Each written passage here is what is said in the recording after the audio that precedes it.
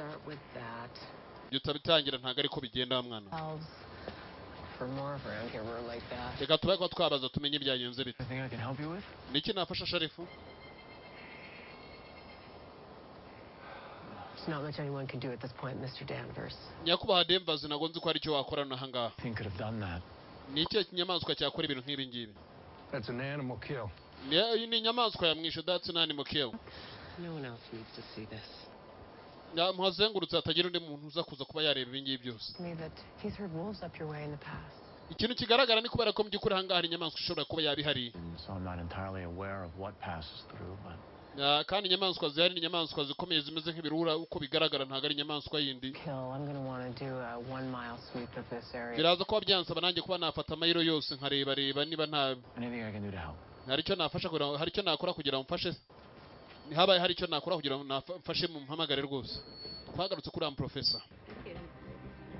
Professor muri uka mwanya. Yakwema agatelefoni. What's up? Yego Jeremy. Hari umurambo wa Firiani wacu. Binikira. Back in 2 hours. Ndaba mpari mu masaha 2. Bear Valley.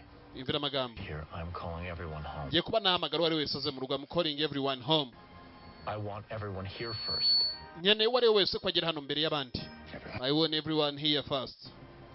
Just come home. Ndagusabye nayo ngeno mu rugo, just come home. Mugaravuze ati ngiye kuba nahamagara wari wese aze hano mu rugo. I don't know if it's Hari amatwari ngo nayabo. It could be great, but it's headshot like now, today. Mana byaba ari byiza.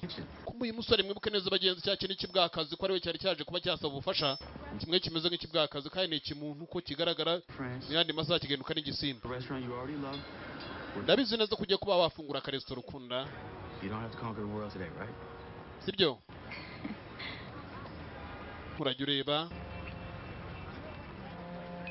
Nyara kandi kari mu rukahamagaye.